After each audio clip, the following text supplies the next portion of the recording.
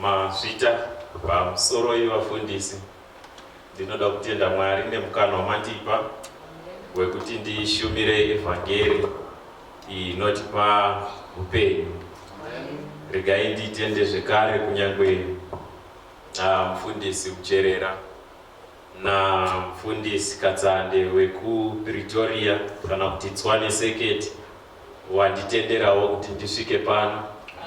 Ndinonzwa kuninipa kwazvo kumira pamberi pechechi yashe ndichishumirawo evhangeri yaMwari.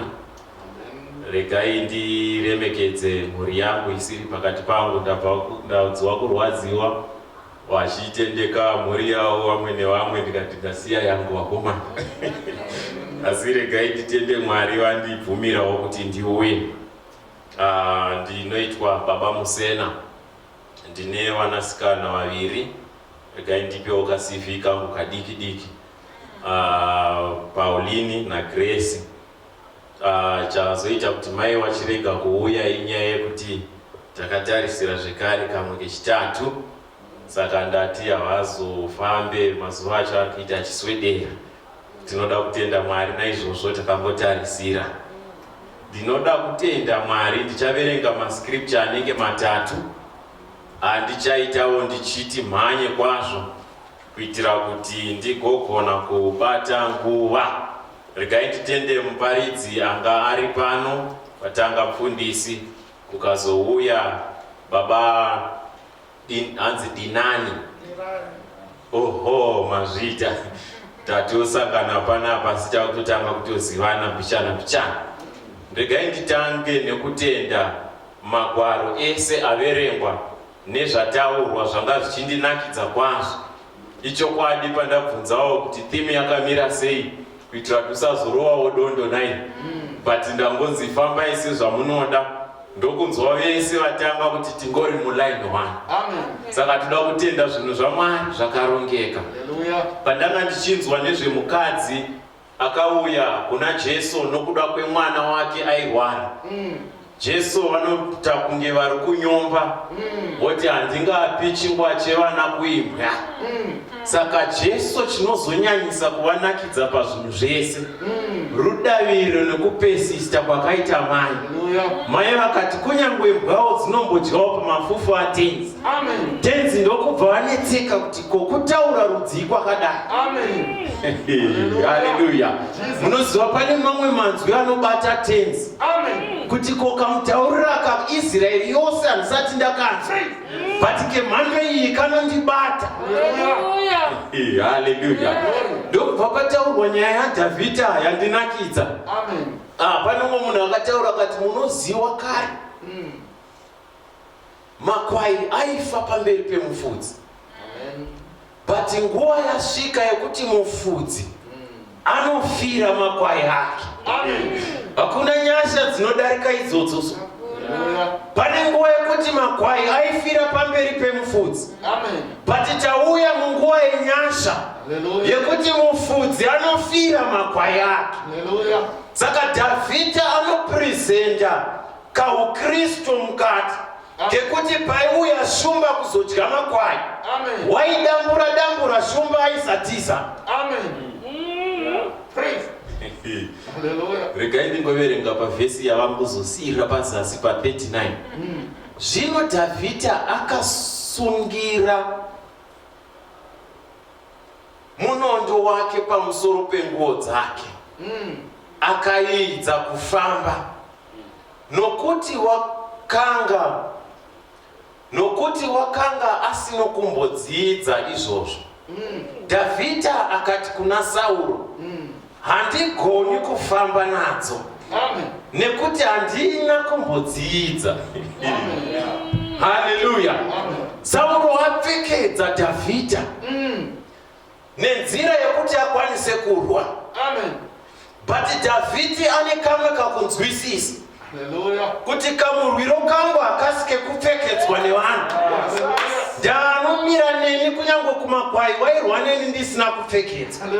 Saka panoita kastepu mbichana kuenda mberi, oti kuna mambo handigoni kudzipfeka.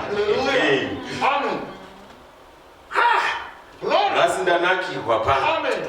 Saka ndanga ndichinyora tuma points bichana. Ndikati David ndinofunga twanga chimbopota chimba chiti Jesu ponesi muri bakora imwe mvura namaro. Saka David panotapfeka nguo.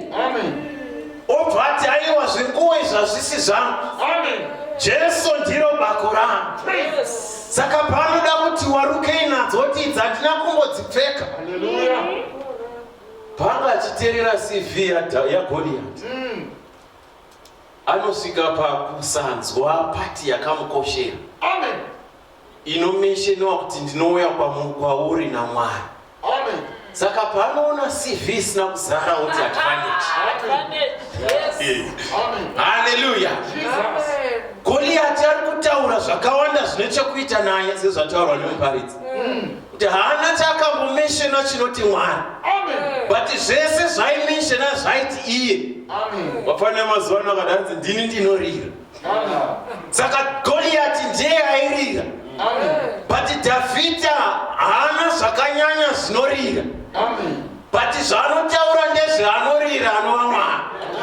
Saka CV painoshota kuti Mwari baba. Iyo vati saka yangu ihombe. Munoziva Israel yakaita challenge. Yekutadza kuziva Mwari wavo. Saka pane kamupfana kadiki kanoziva Mwari wako. But hondo ihombe yatadza kuziva kukura kuna Mwari wako. Ndosaka vari kuhwanda Goliath. Mumeso avo vanoona Goliath mukuru, Mwari mudiki. But poita chikomana chidiki chinoona Mwari mukuru, Goliath mudoko. Saka David wakaziva kuti Mwari wangu mukuru. Ndachinyora tuma points muparidza chiparidza ndoda kungozotitsokora. Sometimes you are given a very low position in church. You can be an usher. Sa David muimba yake yose aiva mufudzi wemakwai. But haana kuziva kuti pane ka training kaingodiwa ariko. Saka sometimes munhu unogona kungonetseka kuti sei ndazoiswawo kuzvima position zvisina basa. But there is a time yekuti umbotrainwa mbichana. Kuti kana wazouya uko wakutaura kuti ndichiri koko. Ndakambodhila nenyaya dzakadai.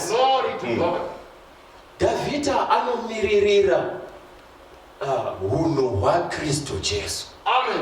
Panorwira makwai. Ari kungotinangisa kuti taridza zvichaita Jesu. Kuti Jesu paanouya ucharwira nekufira makwai. Jesu haisi type inoti kana yaona shumba dzauya kumakwai yotiza. Kristu anofira makwai avo. Regai ndichingoenderera mberi nekuparidza. Because hapana nyuwani yandiri kutanga, ndiri kuona tichingoenderera mberi. Regai nditende Mwari nekupiwa mukana wakadai. Munoziva kunzi uya uzoparidza inyasha. Ndambotemtika kuda kuti nditaure kuti ndiri ani kana ndiri kuPretoria. But ndangoona ndichita kunge zvisina basa. Uye ndaida futi zonditaura ndakazosvika ipapo sei. Ndikaona kunge asi munhu ari pakamera vafundisi vari kuzvidza. But ndakazosvika ikoko nenyasha. Ndiri kuPretoria ndopinda ndiri paMamelodi. Saka Mamelodi ichangoitwa a local church. Mumazuva achangopfuura tanga tiri ka preaching point. Saka regai ndichingozvitaura muchidimo. Rimwe gore handichaziti kunana 2018. Pakamboitawo kuti zita rangu rakasumudzwawo kuti ndingewo ndiri gosa paMamelodi. Saka pakundofamba kwemazita ndakazonza achimboitaiwo CM. Tombopawo vamwe kugosa. Kati aiwa chero Mwari vadini vataure. Saka ndokubva zvazo chiitifambe. Ndokubva vanga vaitwa gosa. Unfortunately upenyu hwakabva hwangomiswawo naMwari nokuda kwenguva. Saka zvakazopa futi zveino ndichipiwa futi zvemukana. Ndikati meno ndi Mwari kuda kwawo. Saka ndaitwa gosa wepandoka. Ndokubva zvazoita kuti mutemo wangu wachitendera kuti aitwa gosa chair palocal ndivo vane zita richazotaurwa museketi. Saka imi ndanga ndiriwo mutevedzeri wagosa wepalocal. Ndokubva ndanzi paseketi. Saka zita ndiziti sei rakazondosumudzwa futi kuseketi, but constitution yedu yanga yawirirana kuti tiri kutora magosa macheya. Saka ndokubva zvangoitika kuti zita rakangozonzi ngatitedzere constitution baba Musena shimirai. Saka takoti fambe mbishana neutungamiri huripo. Ndokubva zvangoitika kuti Pretoria nePolokwane dzakabva dzanzi ngadzipatsanurwe. Pretoria yava seketi, Polokwane yava seketi. Saka ndokubva zvareviswa futi pakutungamirira kuya kuti ngatichigadzirisai zvikara. Because umwe wevatungamiriri anga ari wePolokwane, umwe anga ari wepaPretoria seketi. Saka ndobva zvandotangidzwa futi ndobva zita rangu razondodzoka futi zvekare. Saka ndobva ndazochisara ndava gosa wepaseketi nagosa wepalocal. So ndiri kuda kungoti ndingotaura kuti pane zvimwe zvinhu zvinongoitika muupenyu. Zvekuti unogona kungonetseka nazvo kuti chii chiri kumboitika. But Mwari wane kamuitirowo futi kamwe. Saka ndanakirwa pachitaurwa nyaya yaDhavhidha yabva yangondinetsawo ndikati wakomana. Ndabva ndafungawo pandaingorwisaniswa chingodzi wakuitwa gosa chimbodzokera zisati chimbonokura ndikati inga Mwari wanoita zvinhu nenguva yavo. So sometimes kana ari umwe asina kuzondonzwisisa shoko anoti vari kutamba nezita rangu vachindidadira nemaposition vachidzoka vachindidzosa pasi.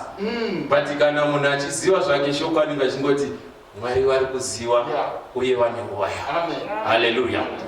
Saka ndinoda kutenda Mwari nezvavanoita zvinongoshamisa muupenyu. Regai ndisimbiso mumwe munhu kuti as long as uchingoziva Mwari, don't worry about anything. Don't worry about what people will say. As long as uchiziva Mwari.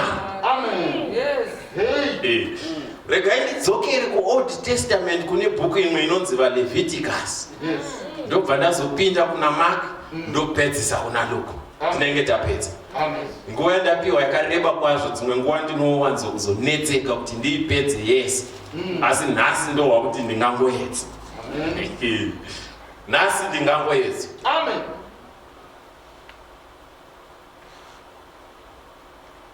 Leviticus chapter 15 verse 19. Pane chinhu chinonzi faith. Ndochega chinogona kungochinja mutemo. Hallelujah. Chinhu chinongonzi faith. Ndochega chinogona kuchinja mutemo. The law. Law haijambike kana pasina faith. The only thing inokupa ability to jump protocols is faith. Leviticus chapter 15 verse 19. Baby rangu rauda kushaiwa Leviticus pana. Chapter number 15 verse 19 chataura chitika kaka. Umamelodi kure. Chapter 15 verse 19 tawapa nditi. Nevari kumba ndinodaira tavapo tese. Pandanda kagarawa kundachiona zvima love hearts nezvima nakire zichifly apa ma screen apo. Ngati vedu izvi zvinokana ndazosika zichafly. 15 verse 19. Regai tiverenge. Muprista. 15 verse 19. Kana mukadzi ane zvinoerera. Zvinoerera pamuviri wake riri ropa. Uchava pakusanaka kwake mazuva manomwe. Ani nani unomubata uchava usina kunaka kusvikira madeko. Chinhu chipi nechipi chaanovata pamusoro pacho pakusanaka kwake chichava chisina kunaka. Uye chinhu chipi nechipi chaanogara chichava chisina kunaka. Regai ndibve ndaverenga verse 25. Kana mukadzi unoyerera, unokuyerera kweropa rake mazuva mazhinji panguva isati iri yokuva kwake kumwedzi, uye kana ane zvinoyerera kudarika nguva yokuva kwake kumwedzi, mazuva ose okuyerera kwokusanaka kwake unofanira kuita sezvaanoita pamazuva okuva kwake kumwedzi. Regai ndingotsanangura mbicha. Mazuva anota kuti kana uchida kuparidza nyaya unofanirwa kutsvaga background yayo. Saka apa ndiri kuda kupa background yomwe mukadzi wandinoda kutaura nezvake. Ndinodaira pane vati mubate ipapo. Saka kumutemo kwaiti kana mukadzi ari kumwedzi, cheya yaambogara yashata. Kurati tinofanirwa kutoraswa kana muri muchechi. Amen. Nekuwo dzake dzatoshata. Amen. Nevangoguma chete vatoshata. Amen. Hey. Saka mukadzi wakadaro haadiwe muchechi. Amen. Anofanirwa kugara kunze nokuti wakashata. Amen. Saka Bhaibheri rinotsanangura nezvemukadzi ari kumwedzi.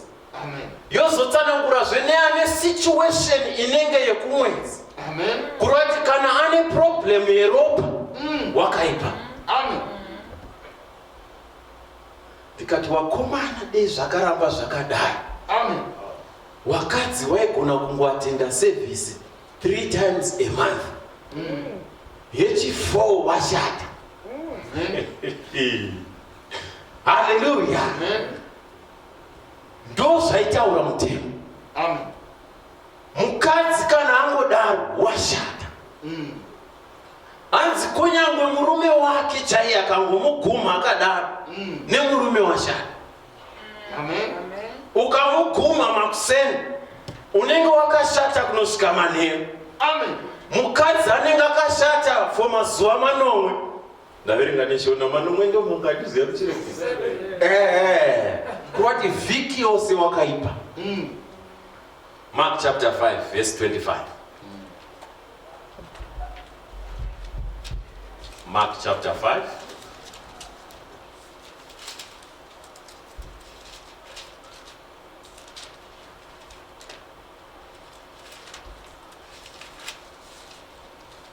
verse number 25. Musoro weshoko. Jesu unoporesa mukadzi waibuda ropa, uye unomutsa mwanasikana waJairosi. Regai tiverenge paverse 25. Zvino mumwe mukadzi waiva nokurwara kwokubuda ropa makore ane 12, wakanga avoneswa nhamo nen'anga zhinji, akapedza zvose zvaakanga anazvo asina kutongobatsirwa, asi kungonyanyiswa. Wakati anzwa zvaJesu, akauya pakati pavanhu vazhinji vaiva mashure, akabata nguo yake, nokuti wakati, kana ndikabata nguo yake bedzi ndichaponeswa. Pakarepo tsime rake reropa rakapwa. Akanzwa pamuviri wake kuti waporeswa pakurwara kwake. Pakarepo Jesu wakati achiziva mukati make kuti simba rabuda kwaari, akatendeuka pakati pavanhu vazhinji akati, ndianiko wabata nguo dzangu? Vadzidzi vake vakati kwaari, munoona vanhu vazhinji vanokumanikidzai, zvino mungati seiko ndiani wabata nguo? Regai tiende verse 34. Akati kwaari, mukunda, kutenda kwako kwakuponesa. Enda norugare upore pakurwara kwako. Tichazoverenga Luke chapter 18 verse 8 yokupedzisira taakupedza.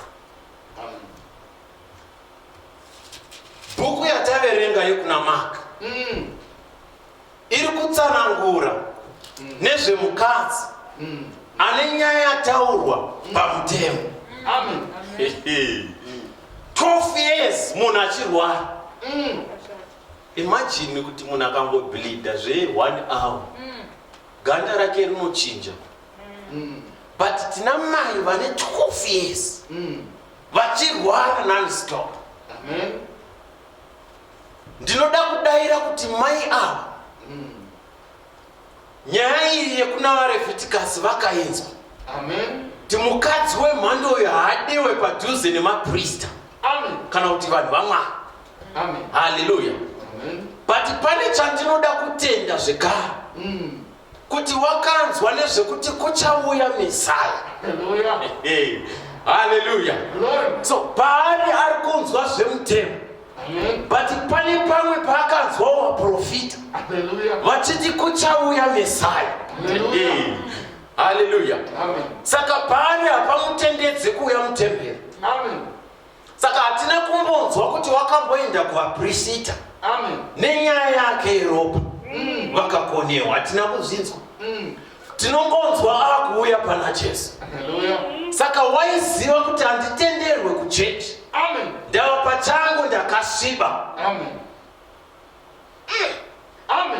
But panoverenga kuvaprofita, pane pakanzi kana auya anenge ane healing in his wings. Akati okay, ndinofanirwa kumirira muchinda. Saka panoziva mutemo kuti haunditenderi, oaplya chinonzi faith, nekuti watarisana negwayana. Regai nditende kuti rimwe zuva anenge aivapo paitaura John Mubhabhatidzi, pakati tarisai gwayana iro rinobvisa zvitadzo zvenyika. Saka anga akangomirira zuva. Saka pagore rechi12 achitambura, pane pandirwadza kuti hanzi n'anga dzanga dzamupedzera pfuma. But mukupedzerwa pfuma hapana chaita nani. Kana kuti zvaisaramba zvakadaro, but zvainyanya. Ndobva ndafunga Dhavhidha kuti madzikoma ake anombomuudza kuti mvana hondo yaurikuda kupindirei haisi yezera rakoba. Saka mai ava waine urwere hwavo, ndofunga vanhu vemucommunity vaitomboudza kuti pane n'anga yechipinge ine mbiri mazuva ano. Chimboendai mumbonoedza pamwe zvinoita. Vamwe vanobva kuudza ndakatobva nemwana wangu madeko chaiwo. Vadunge. Saka mukadzi ari mucommunity mazuva ano kwedu uko ndobva kuchiredzi chikombedzi, but baba ndio kwachiri. Saka vakazobva kwachiri ndokundovakira kuchikombedzi. Ndiri mukaranga muyera mwoyo. Saka takazondokurira kuchikombedzi kune vanotaura chitsonga chichanga. So ndikada kutotanga kutoparidza yavo ndotorova futi netsonga. Saka kwedu uku chitsonga kuchine chivanhu chakati wandei. Saka kukauya muprofita angoitawo mbiri yekuita minana yake. Handisi taura nezvomuprofita waMwari, handiti unowaziva wayava wekuti unonzi uya nechakati, uya nechakati, uya nechakati, ndio atiri kureva. Kwete ava vekurudzi rwaJesu vanongoturika maoko. Saka kwedu uko kune umwe anga kunzi regai ndichisiya zita. Saka vanhu vanga vakuenda vese ikoko. Ndinorangarira rimwe zuva ndanzi ndishumire mune imwe chechi yeZion. Ichechi futi dzakada kuita futi dzine chiwanhu mukati, dzinoremekedza chiwanhwana. Saka ndakangosumukawo ndikati veduwe, nguva yatiri haisi yekutarisa kuwana, tiri munguva yekutarisa kuna Jesu. Ndokubva ndapamuenzaniso kuti ndiri kuona mhuri dziri kutorana dzichinopererawo. Vamwe muchiudzwa kunzi mune chakati chamusingazivi, but kana maendako munochishandukirwa mochiona kuti ndicho, but musingazivi kuti tinacho. Ndikati yasvika nguva yekutarisa kuna Jesu. Saka ndichipedza kushumira ndobva ndanogara pasi, ende kunopindwa mabvisa bhutsu mogara pasi. Saka dzimwe nguva unozoitawo kuti uwanewo mukana wokungoshumira. Saka ndokubva mukuru wasumuka ipapo, akasumuka achita seari profita achidzungudza musoro kuti mfana zvataura ari kuda kurasa vanhu. Akutuka vaprofita. Akati handina kutuka vaprofita, ndangoti inguva yekutarisa kuna Jesu. So community yakadaro ndo yanga yakurira mai vane 12 years. Ichivaudza kuti mai madima mbonozama pazasi pemuti uyu. Kumamelodi kwava kane magiraundi, panoenda pagiraundi iro, wamwari pamuti uyu, wamwari pamuti uyu. So unenge uchiudziwa, endai pamuti uyu. Pane akauya mazuva ano ane simba. Wana mai wachienda, but chawaidzoka wachiita kunyanyisa kubudaro. Wemazuva ano wane chitsotsi chekuti handibhadharisi hangu asikana maona zvaita munozodini, munozotenda.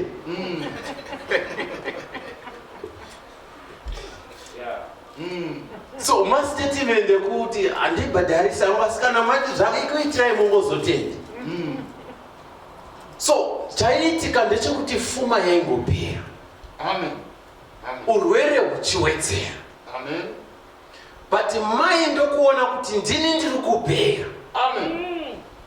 Ndokubva vanzwa nezvemuchinda anonzi Jesu.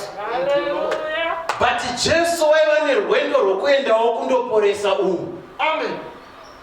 Mai ndokuziva kuti mutemo still haunditenderi kubata muprista. But access yangu yekumuprista rudavira. Ndinoziva pachangu handikodzere nekuda kwezvandiri. But faith inonditenderawo kundobata muprista. Hakuna nyasha dzakadai.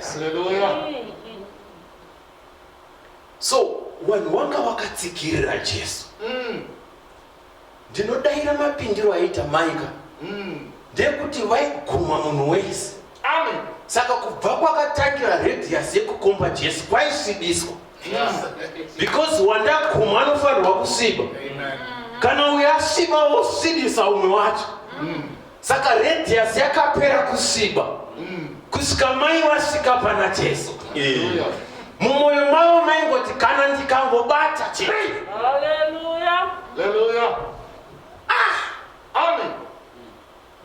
Mufunge. Jesu ndokuzvinzwa kuti ndabata. Regai ndimbodzokera kune vanhu vaigumiwa tisati tasvika kuna Jesu. Ndinoda kudaira dei vanhu vakaziva chimiro chamai.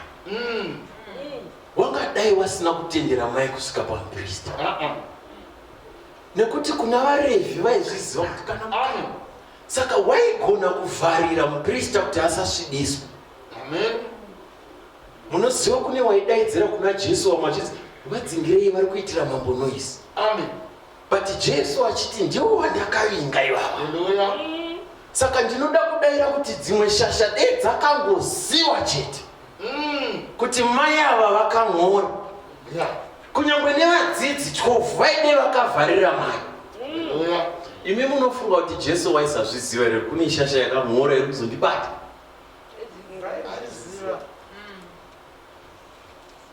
Saka tine vanhu vanogona kungokutarisa su. Vokujaja su. Votokuudza kuti iwewe haukwanisi kuti usvike kuna mufundisi. Madima paSPP harasi chichemo cheiwe.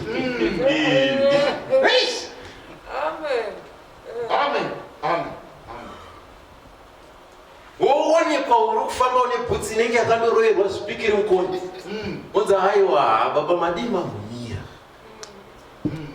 So tine vanhu vanogona kutitarisa voona zviri kunze. But panosharwa Dhavhidha, Mwari vanotarisa pamwoyo. Munoziva Dhavhidha mumeso waisakodzera kunzi mambo.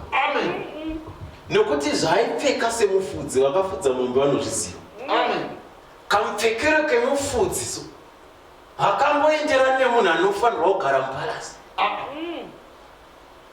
But ndiko kwaanoonekwa ikoko kumakwara. So Mwari vanonotarisa zvavo nechemumwoyo. Ndati rudaviro chete runoita kuti dzimwe nguva obreak malaws akasetwa nevanhu. Saka mai vanozvimanikidza. Ndinoda kudaira kuti vanga vasvika pane nguva iyaya inonzi radoka zuva. Garai nemi tense. dima rangu rasvika. Amen. Nokuti ndo yanga yava last hope.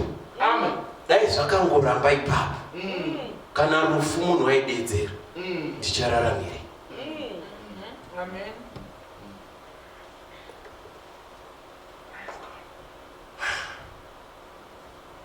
Saka wasvika pana Jesu, vanobata nguo ya Jesu. Ivo pachavo vozvinzwa kuti zvinenge zvamira. Amen. Haleluya. Amen. Vasumuka kumba kwavo mangwanani nerudaviro. Amen. Hapana vadedzera kana kuvaparidzira. Amen. But pavakangonzwa kuti Mesaya uchauya. Hallelujah.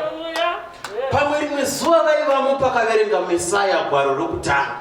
Amen. Pakati mweya washe uri pamusoro pavo. Saka pamwe vakabva vazvinzwa kuti ndiye Mesaya. Amen. So chakakura mavari rudaviro. Hallelujah. Ndiye Mesaya. Saka chinovasumudza mumba mavo makuseni. Rudaviro. Amen. Ndiye Mesaya. Amen. Ndikangonobata chete. Zvangu zvaita. Yes. Amen. Ndinoda kuti muKristu wanhasi asumudze rudaviro. Hallelujah. David anoti idzi handidzikwanidzi. Yes. Ndinoda kuenda naMwari wangu. Hallelujah. Tine zvatakapfekedzwa nevanhu venyika iyi. Pane umwe akandidzidzisa akati vanhu paano identify a gift, vanomanira kukutora. Amen. Kuti huyo ndiko anoinde uite simba rinoshamisa. But gift yaonekwa. So iwe uchiitwa kasani manje. Amen.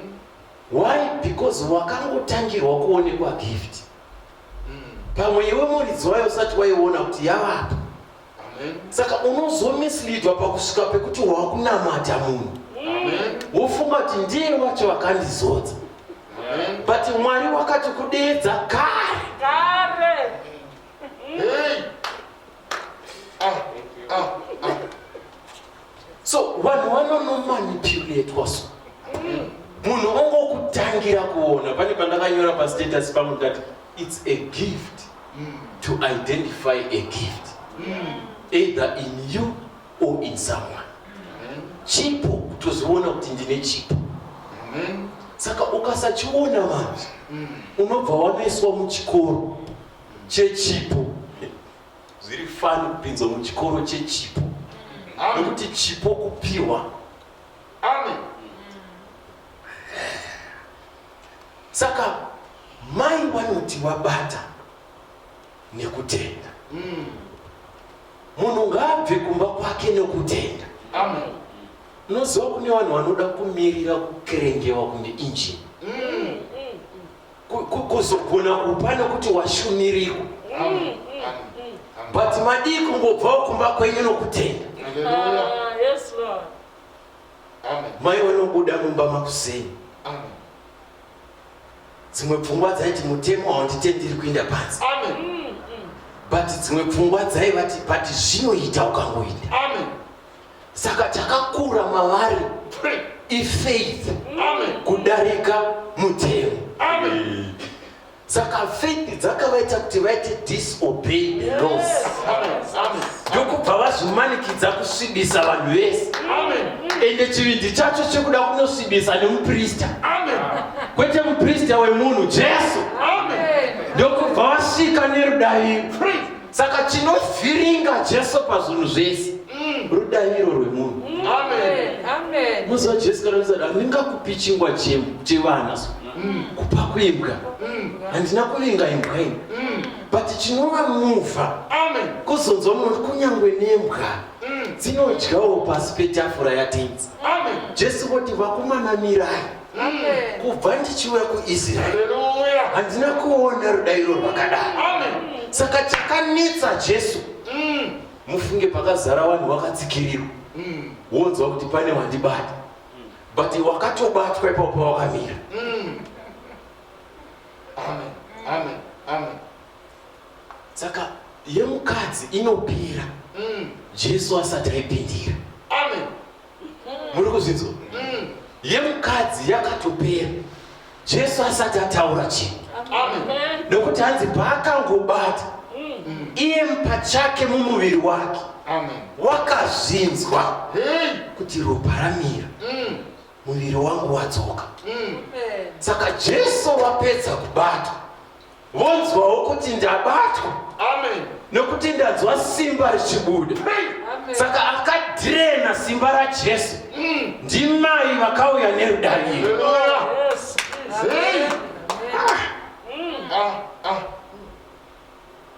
Saka Jesu wapedza kudhirena, wonzi ndinonzwa simba rangu rabuda. Pane munhu andibata. There is a touch that changes your life. A touch of faith. Ndakati munoziva mukaita usiku hwese muri mugomo muchinamata, musina rudaviro muri kupedza nguva. What comes first? Faith. Then you do actions. Kune hama dziri kupedza, ndine imwe chechi ndonzwira dzidzi. Robva makusei rigovira, vanhu vachitsvanyiso. Imwe hama yangu yakazoenda ine mota, rakadzoka radhuruka nekutsvanyiso the whole day. Unoziva pane rumwe rudaviro rwokuti unorwadziwa kuti rwamborasiwa, rwanga rwangogona kuiswa pana Jesu. A wasted faith. Yadirectwa kusiko. Saka ndinofarira kushumira nyaya yefaith. Mumazuva anawa kutswane ndakabva ndapiwa topic yefaith yatiri kudzidzisa vari muconfirmation classes. Saka zvakabva zvandipa kudzidza zvakawanda. Ndikati dai maKristu aziva chinotanga kuuya rudaviro muna Jesu, kwete mumunhu. Vanhu vazhinji vaisa rudaviro kuvanhu. Pane vakomana vaviri vanga vari family. Umwe akati aona Jesu, ndobva ati kuno umwe, mukoma uya ndazomuwana, akarehwa kuvaprofita. Zvino mazuva ano mhuri dziri kudanirana kumishonga. Mukoma ndazowana chinoita kuti fume pajoni. Uyai. But kwaita hama yakanaka, family yakanaka. Uya akarehwa naMozisi. Uyai ndamuwana. Ndiye wandauya kuzoshumira nhasi Jesu. Ngatiise rudaviro pana Jesu. Saka mai vanoignora nyaya yen'anga. Ndinodaira vakaignora nyaya yevaprofita venhema. Ndokubva vati zvese izvi hazvina kundishandira. Regai ndichimboenda pane muchinda. Nokuti ndakanzwa kuti mumawings ake mune kuporeswa. Saka vanoenda muzasi maJesu, vobata nguo yaJesu. Makabata panayo.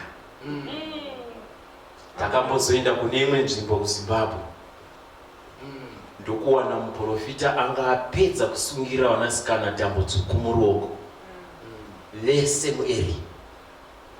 Vaunongoti vaiti kuna matiri ane tambo. Saka waizobvunza tambo dzauya sei? Unza atine muprofita wedu akati isa tambo dzekuti chengeta. Saka umwe takangozomushumirirawo Jesu. Apedza ndobva ati ndodawo kugamuchira Jesu. But the funny part, takuti takuenda, ndobva ati zvamabvisa tambo, hamunawo chamakuisa iri pandiri. Munoziva munhu anosvika pakusungika pfungwa dzekungofunga ndinofanirwa kupiwa something.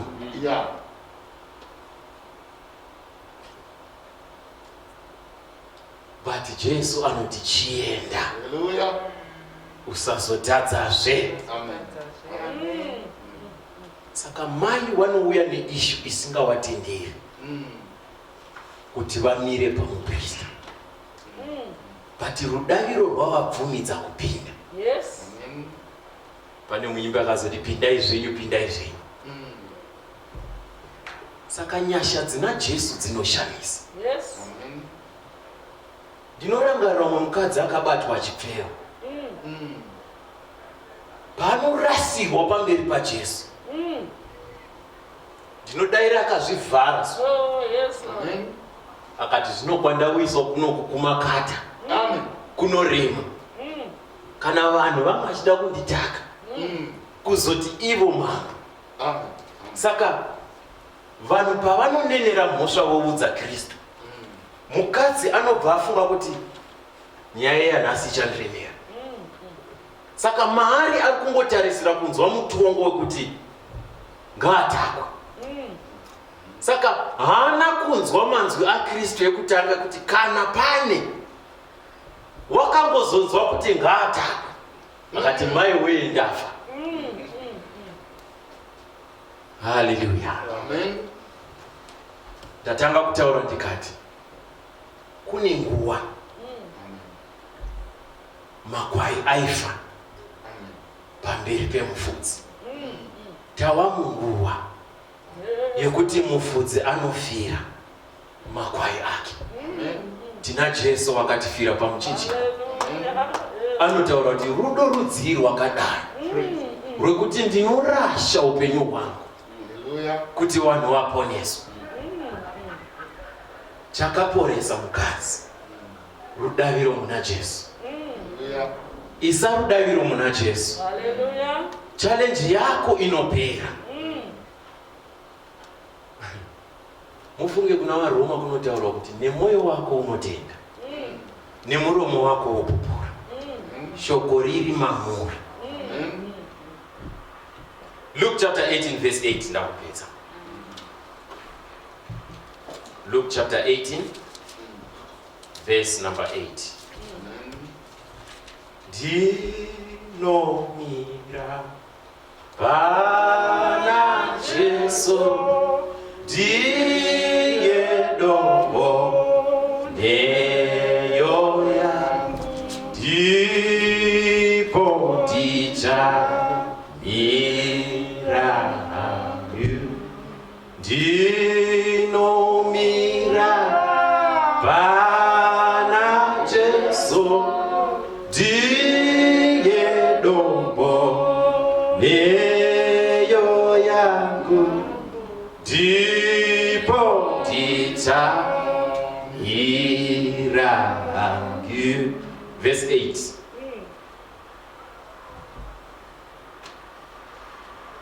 Ndinoti kwamuri uchakurumidza kuvaruramisira, asi mwanakomana womunhu kana achisvika uchawana kutenda panyika here?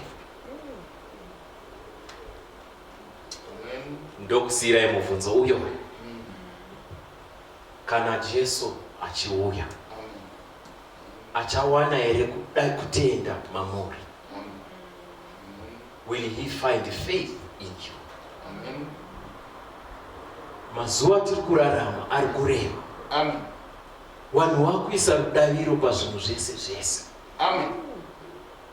Kudai Dhavhidha akabvisa rudaviro rwake muna Mwari, akatenda kuteerera mambo vachimupa hembe dzokupfeka, waizoenda nekufunga kuti hembe idzi ndo dzichandirwira. Obvisa rudaviro muna Mwari wake. So tasvika panguva yekuti vanhu vabirwa rudaviro rwavo muna Jesu, vakaisa rudaviro muvanhu, vamwe ndokuisa rudaviro muzvinhu. Handidi kupokana nekutenga dzimba dzakanaka, handidi kupokana nekutenga mota dzakanaka, but ndiri kuti rudaviro ruchawanikwa here muna Jesu. Vanhu vaisa rudaviro muzvinhu. Jesu anoti kana muchindida muchateerera nekuchengeta murau wangu. Murau watenzi love one another. Ndine imwe hama yangu inoti kana ichidhiraivha mota yayo ukaona munhu akasenga zvinorema achiratidza kuti ari kunetseka, saka shamwari yangu bvati handisvikisirwi mota newani. Saka ndati saka makushisa muda yenyu ndani munhu ari kuremerwa. Hallelujah. Tiri kuenda kumazuva ekupedzisira. Chinhu chimwe chinodiwa newakaipa pamunhu, rudaviro. Ndo zvaari kumaster mumazuva ano. Pamunonzwa kuti kuchauya mazuva ekumakwa, the mark of the beast, chinenge chichidiwa pamunhu rudaviro. Saka iwe uchafunga kuti handikwanisi kurarama ndisina make. Saka ndo pauchanozvipa kuti ndimake iwo ndirarama.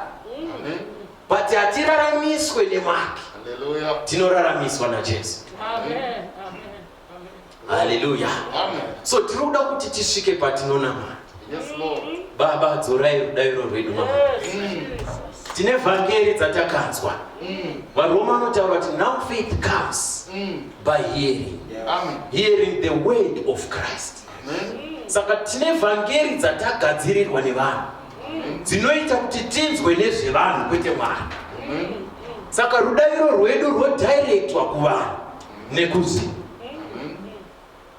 So tinoda kuti Mwari tibatsirei pamazuva ano. Munoziva mashandiro ari kuita wakaipa haangouyi zviri plain, ava netumatactic tokuti unenge uchingoenda seuri kuvaraidza uchibirwa rudaviro rwako. Saka Jesu ari kuvhunza, however, when the Son of Man comes, will he find faith?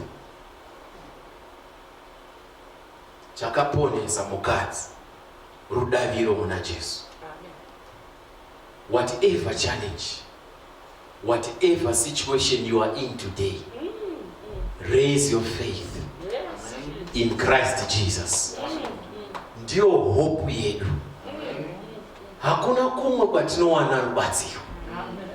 Itausamai vakabuda neurwere hwavo. Mumakuseni ndokunoti ndikangobata Kristu, nyaya yangu ichagadzirika. Whenever you go into prayer, believe that Jesus can solve your problem. Believe Jesus. Praise. Wazhinji waienda kuna Jesu. Kana ada zvake kuvhunza, waizoti do you believe? Waiti kana vaitirwa zvakanaka, vaizonzi your faith. Vaida kubvunzwa, vainzi do you believe? Vaienda nerudaviro, vainzi rudaviro rwenyu rwakuporesa. Jesu ane nyasha dzinoshamisa. Saka mukadzi anoimba oti hapo ndakamutarisa Jesu iye wakanyemwere kuti ndawe mada muchinji wano ndisimbi mune upenyu mukutarisa tarisa wa Kristo upenyu wakanaka kutarisa panodzoka kumba vanomubvunza pamakatariswa natenzi vakati chii? Vamwe vaitarisira kuti mukadzi achatukwa. But iye anoti pandakatarisa Jesu wakanyemwerera. Une imwe situation yekuti vanhu vakakutarisa so vanokuudza kuti bvaipo munotisvibisa. But Jesu paanokutarisa vanobva vanyemwerera. Woti Mwari ndiyo yandakaburukira yekuti vanhu vasunungurwe. The blood of Jesus speaks louder than the blood of cows. Ropa ra Jesu rinotaura kudarika ropa remakondobwe nemakwai. Neni ane kura chiye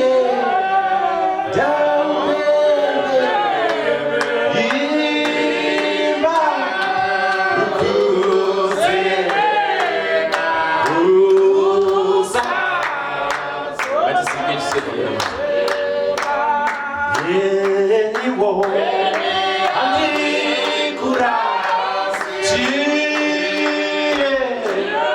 jaupembe iwe imba iwe kuza sutateshe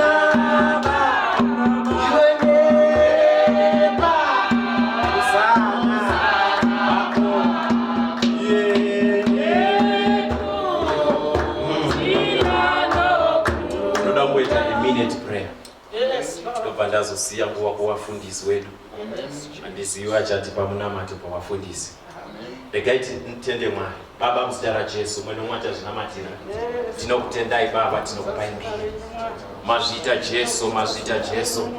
Imwe munotitarisa nekusekerera, nyika yakatitarisa nekusema, nyika yakatitarisa nekusora, asi imwe Jesu munotitarisa nekusekerera. Mazvita Baba masikati ano, mazvita Jesu, mazvita Mwari wane nyasha, tinokukudzai, tinokupai mbiri. Tirapei Jesu pakurwara kwedu kwose, tirapei Jesu pakusasimba kwedu kwose.